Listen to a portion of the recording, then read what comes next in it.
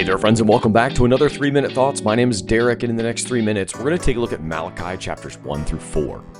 Malachi is the last voice of the Old Testament. After Malachi speaks, or writes in this case, there will be 400 years of silence until we hear from John the Baptist in the New Testament. His message is sharp. It's like a final wake-up call before this long, drawn-out pause of God's silence. Let's dig into chapters 1 through 4 of the book of Malachi. In chapter 1, God confronts Israel with a very hard truth. They're going through the motions of worship. They bring blemished animals for sacrifice, giving God their leftovers instead of their best. God says, "For I am a great king, and my name will be feared among the nations." Worship is not about convenience. It's about honoring the God who deserves everything.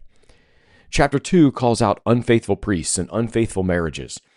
Leaders have failed to teach God's truth, and families have broken covenant vows.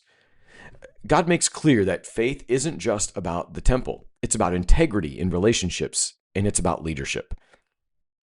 In chapter 3, the Lord promises to send his messenger who will prepare the way. This would be John the Baptist. And then the Lord himself will come to refine and purify his people. God also challenges them. "Return to me, and I will return to you."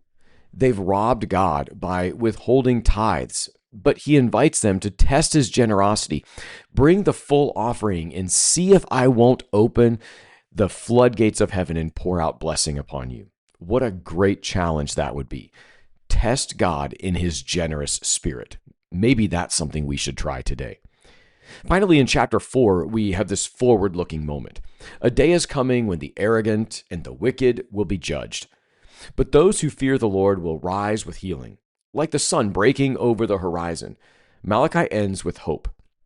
"I will send you Elijah the prophet before the great and awesome day of the Lord comes." That points us directly to John the Baptist, the forerunner of Jesus, who would be one like Elijah. So what does all this mean for you and me today? This is the famous "so what, who cares" question, right? Malachi reminds us that God doesn't just want ritual. He wants our hearts.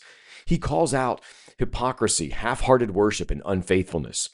And he promises that a Savior is coming who will refine, heal, and restore.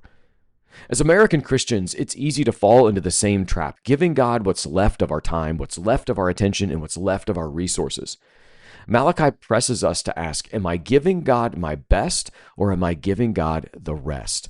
Am I living with integrity in my worship, my work, and my relationships? The final word of the Old Testament is both warning and hope. God will come in judgment, but he also will come in grace. That's where we end today. Be well, friends.